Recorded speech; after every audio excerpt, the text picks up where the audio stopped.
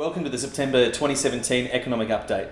Will, headlines in the markets seem to be going crazy. What's your take on what's happening? North Korea definitely is dominating at the moment. We deal with this in the Economic Update. It's very important to point out we're in the third reiteration now of dictators in North Korea, and they've all followed the same path. It's saber rattling, it's attention grabbing, it's weapons testing, but it's important to note North Korea has not been to war within 60 years. The other thing that we've seen in the media quite a lot is CBA. We've had a financial planning scandal and now we're having an AUSTRAC investigation into their systems. This won't be over quickly. This is likely to go well beyond the 1 year mark. But importantly for us, CBA has lost its price leadership in the market. It's fallen back to the same valuation metrics as the other banks, but their hybrid notes and subordinated debt notes haven't moved. So that's an indication that profit, valuation and capitalisation levels haven't shifted at all. Okay, everyone's got an opinion on Donald Trump. What has the Trump presidency actually meant to markets here and overseas and around the world? Look, we go into this in quite a bit of depth. It's been very important. But for us in particular, it's the economic policies, the cutting of the corporate tax rate, the cutting of personal tax rates, the removing of the regulation red tape, and the building of infrastructure. They are all exceptional for economic times and business profits going up.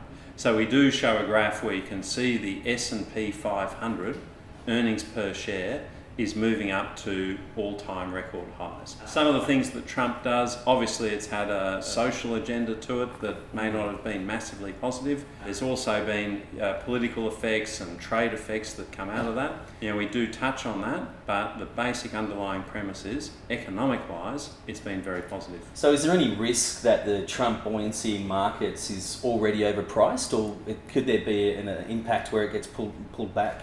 US markets have already priced in a lot of the positive effect of the regulation that Trump's going to put forward. And it does have bipartisan support, so there's good reason for that to happen. What we fear though is politicians being politicians, they will want a horse trade. Someone will want a new highway in their state, someone want a new hospital, someone may want to push a particular agenda that's close to their own constituency. So as these negotiations happen in Parliament or in Congress, it could be the case that the legislation gets rejected, maybe one or two times, as different things are traded off for each other.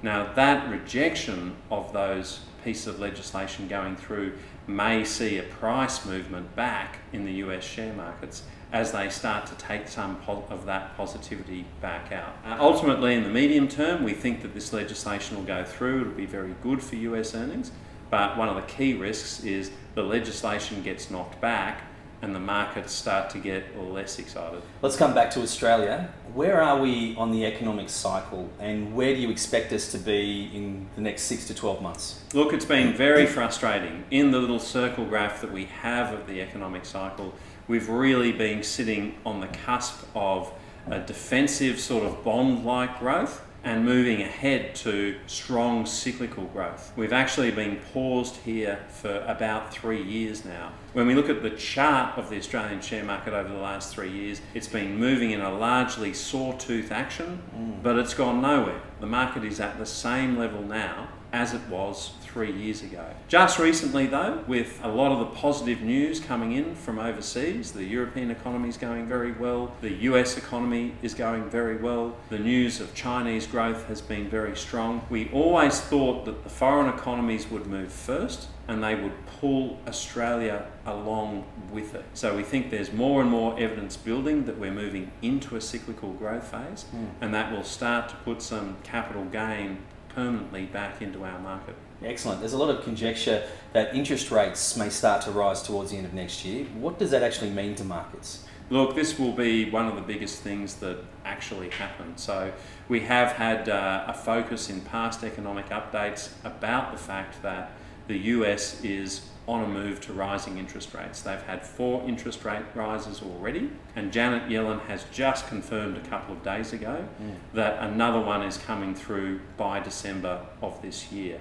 We've had talk in the UK economy of rising interest rates, and we have had an interest rate rise coming through in Canada. So we can see interest rate rises building up in the higher and higher bond yields that are being traded around the world, and we do think that will mean interest rate rises for the Australian economy as we come into 2018. What will that mean in terms of our investments? Well, we've been very focused on floating rate fixed interest notes. What does it mean for some of our share investments? Will we move away from the direct defensive bond proxy-like investments and we start shifting money towards the areas of the economy that experience more cyclical growth? Excellent. Thanks, Will. Well, that's a summary of this quarter's economic update. Click on the link below to find out more information about these topics.